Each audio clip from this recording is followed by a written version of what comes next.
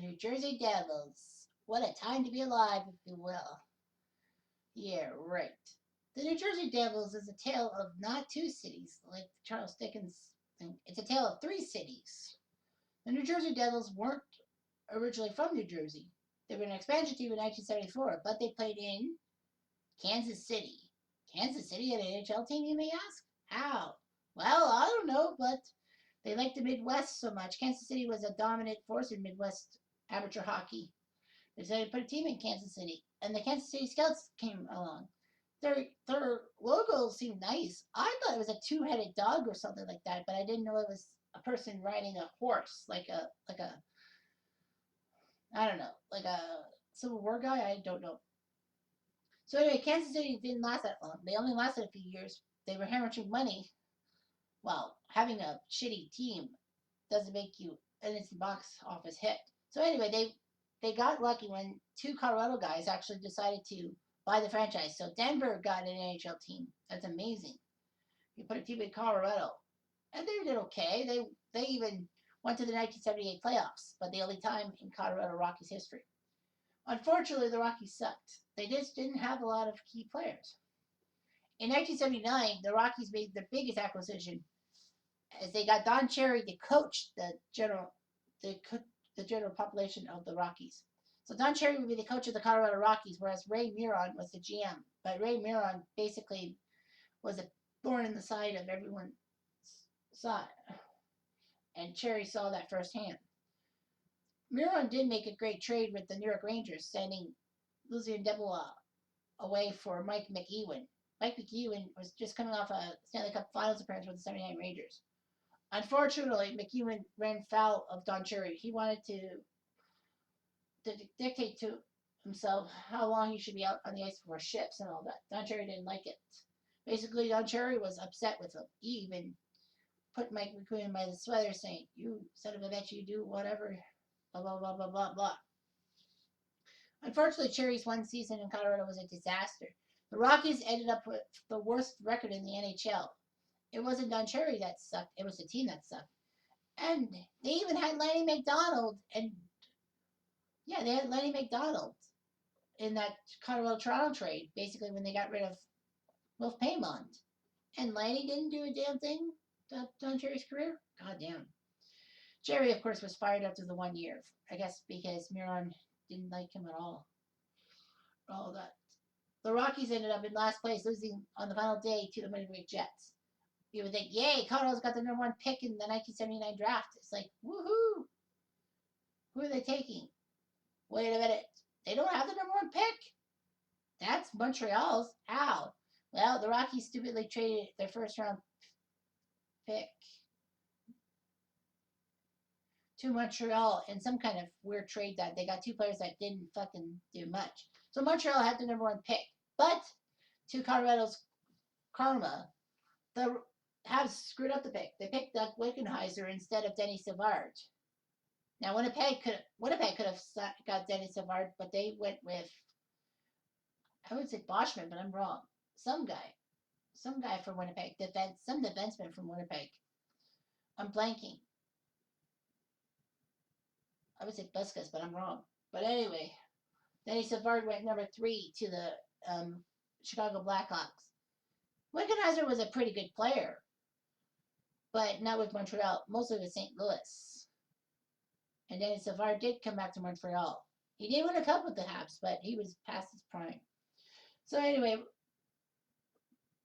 Ray Miron and Arthur Impetor, like the owners, had a plan to move the team to New Jersey because they were operating turkey business out of New Jersey and they had an arena ready to go. The NHL, try as they might, couldn't stop them from moving in 1982 to New Jersey. So they got the team in New Jersey. They had to pay a lot of indemnity costs because they were on the territory of the Islanders, the Rangers, and the Flyers. But they did it. The New Jersey Devils were hapless. They didn't really get much support.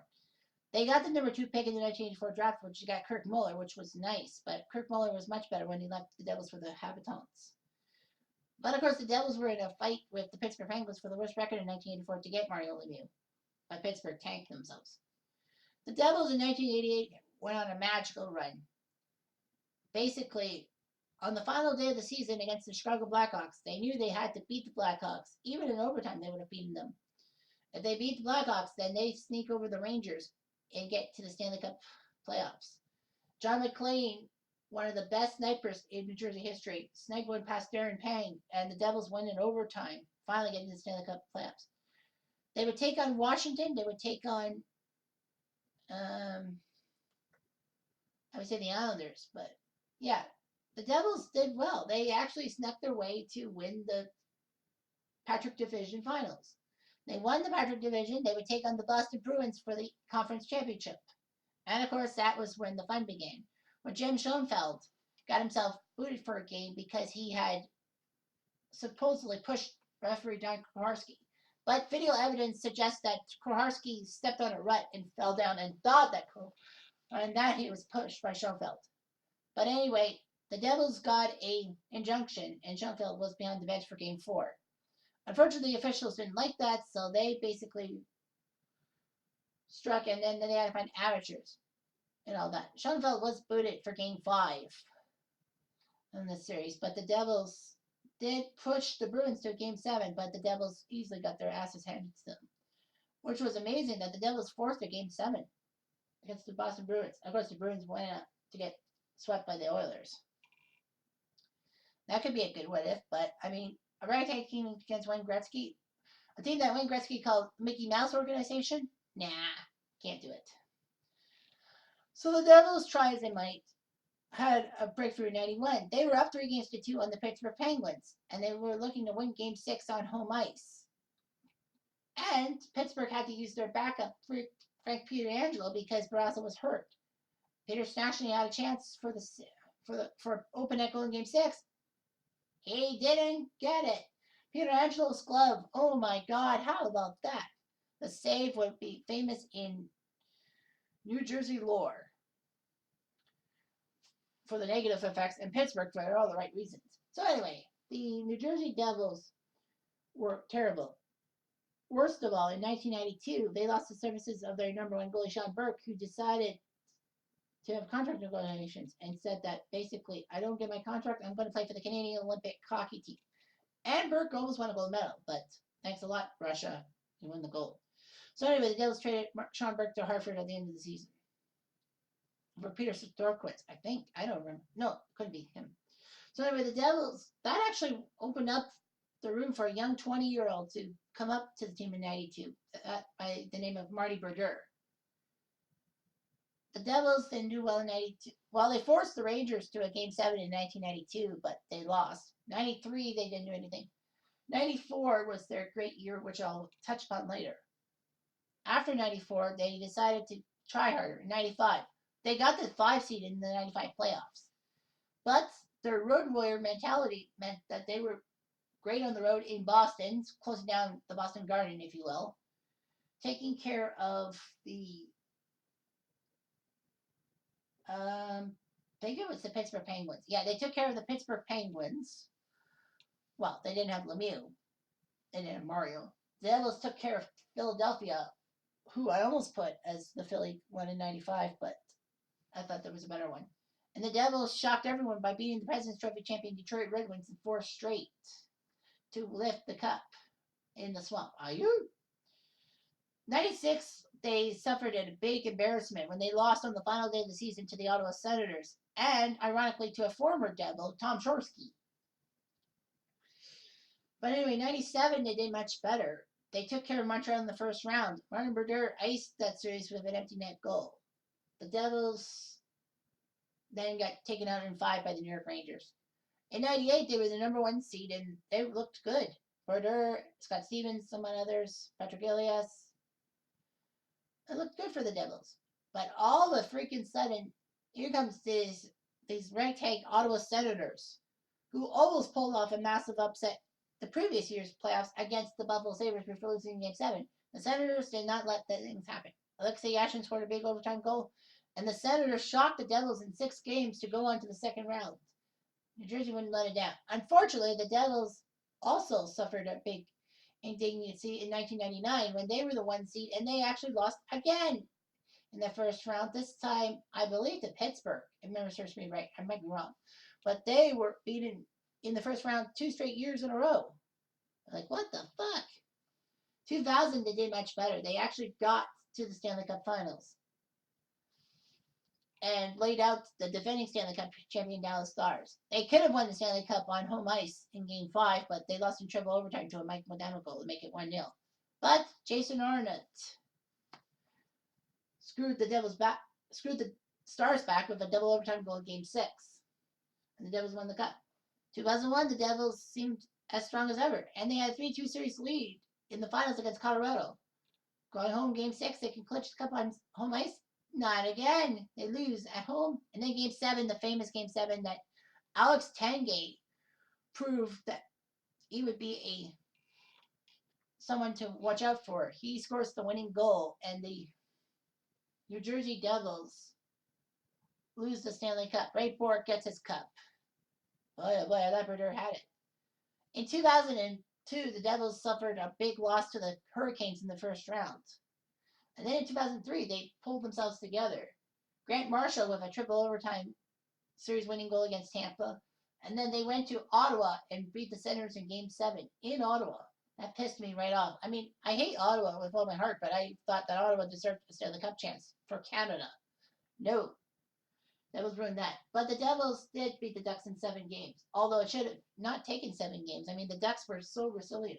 The Devils were 4-0 on home ice. That's why they won. So anyway, the New Jersey Devils and Marty Brodeur. Dude thought that Brodeur would ever leave New Jersey, but he did. He left for St. Louis. For some reason, I don't know why. He could have been the best goalie ever to play for just one team. Like when you look at Glenn Hall, he played for several teams. Tony Esposito played for Chicago, yes, but people forget that he played 15 games for the 1969 Canadiens when they won the Stanley Cup. Not playoff games, but games in general. Henrik Lundqvist has 450 wins with one team, just one team. Robert Luongo wasn't a one-team goalie. He was for Vancouver, Florida, and the Cupcakes. Terry Sawchuk played for several teams, including Detroit and Toronto.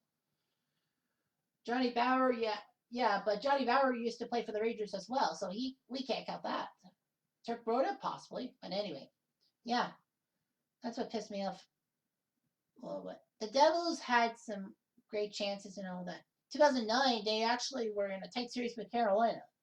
Not just because they lost a game when they actually lost with 0.2 seconds left on the clock when the puck entered the net, but that Game 7 shocker when New Jersey had the lead and gave up 2 goals in a minute 22 for the Hurricanes to go to the second round.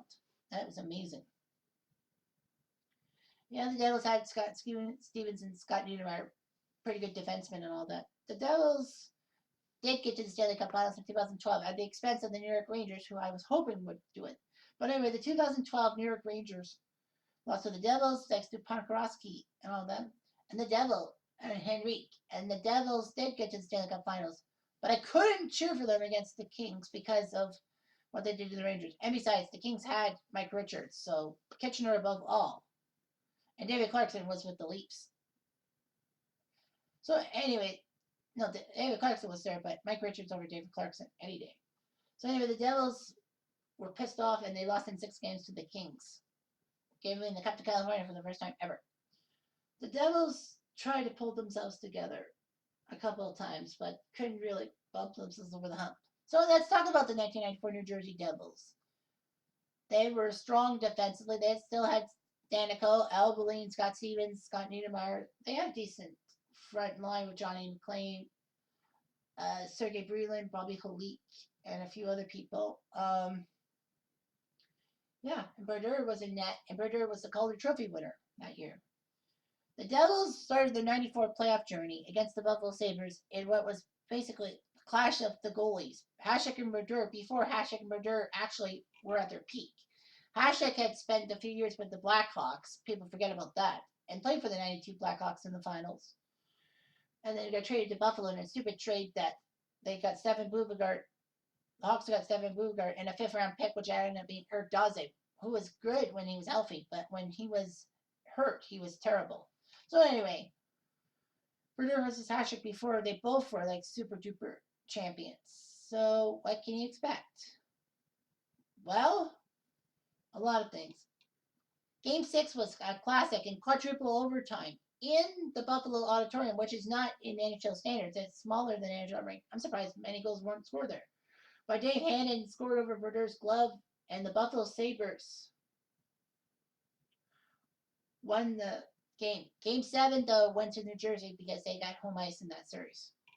The Devils would then take on the Boston Bruins and took care of Boston before facing the New York Rangers in a great battle of the Hudson for a chance to go to the Stanley Cup Finals. They both were separated by a few points, Devils and Rangers, and it was a great battle. Both teams won double overtime games, and the Devils were up 3-2, headed to Game 6 on home ice when Mark Messier made the guarantee.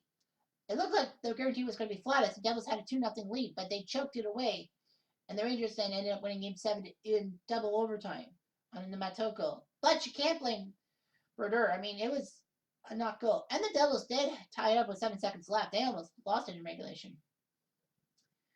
So anyway, with that in mind, let's talk about the Devils. They're going to the Stanley Cup Finals against the Vancouver Canucks in this what-if, obviously. And the Devils have home ice because of the point total. So let's see, New Jersey could have got back-to-back titles, or a title in 94 and 95. I don't know what I'm talking about. So it's the 94 Vancouver Canucks and the 94 Devils. The Canucks did better than I anticipated. 41-40-3, Devils 47-25-12. So this is the playoffs. Here we go. Game 1 would go to the Devils in overtime. Canucks in real life won Game 1 in overtime, but they lose Game 1 in overtime here. Trevor Linden scores a key goal for the Canucks, but Scott Niedermayer ties it at 1. Jeff Corno made it 2-1 in the second period. For the Canucks, Stefan Richer tied it at 2. Cliff Roddy scored. And then the Devils had pulled Brodeur. John McLean scored. And then Scott Stevens at 8:21 from Dowd and Selapukin. Scored a goal. The Canucks lost. Stevens, Selapukin, McLean. Dane Jackson injured for the Vancouver Canucks. Who the hell is Dane Jackson? Game 2 sees another close game, but the Devils won this one. Selapukin made it 1-0 Devils. Greg Adams 1-1. Chorsky 2-1. Selapukin made it 3-1 for the Devils. Jimmy Carson played for the 94 Canucks. That didn't sound right. Made it 3-2. So anyway, Selapukin, Adams, and McLean. Your 3 stars. And now we go to game number 3. Devils and Canucks. The white towels are waving. And the Devils win 5-0. Wow. Stefan Richer scoring 2 goals. Shorsky scored a power play after Ojek got a double minor. And then after Ojek was still in the box, Robert Dirk got trouble for spearing. Jim Dowd made it 4-0. Stefan Richer with a hat trick, 5-0. So 5-0 Devils. Jim Dowd got hurt. And he was the 3rd star of the game. I would have given Selapukin a star. So it looks like this will be a happy ending. And it is a happy ending. First time in a long time that I actually put a check mark for a team that wonder what if. That's only the 10th. I know there was a 10 of them beforehand. But it's 7-3 Devils with the win. Stefan Richer made it 1-0. Bure did tie it, and Corno did 2-1. Jeff Corno made a 3-1 Canucks. It was like, okay, well, that's fine. But Stefan Richer scored midway through the second to make it 3-2. Jim Dowd on a power play because Bure was in the box for holding. Made it 3-3. Scott Stevens, good old Kitchener boy, with the goal. Make it 4-3. Tom Shorsky made it 5-3 on a power play goal after Dirk was in the box. Bruce Driver and Scotty Niedermayer scored. Bruce Driver, I forgot about that. So the 94 Devils get the cup. Scott Stevens, Kitchener gets the cup. Scott Niedermayer, Selapukin, Stefan Richer, Claude Lemieux, Danico, Bruce Driver, Mike Peluso. What is it with Mike Peluso? Brody Nichols, Tom Shorsky, Jim Dowd, Johnny McLean, David Emma, Jason Smith, okay, Bobby Holik, Ben Hankinson, Yarrow Modry played for that team, and Randy McKay. The 94 Canucks had Murison, Babbage, Dirk, Linden, Dane Jackson, Slager, Burek, Corno, Ronning, Didick, Craven, Charbonneau, Adams, Greg Adams, Jimmy Carson, Eisenhut, Gino Ojek, Tim Hunter, Yerke Lume, Martin Jella, Shannon Tulsky, and Jeff Brown. Yep. The Devil Dogs won, so the Canucks have to bite their wieners. Bite their wieners, they did.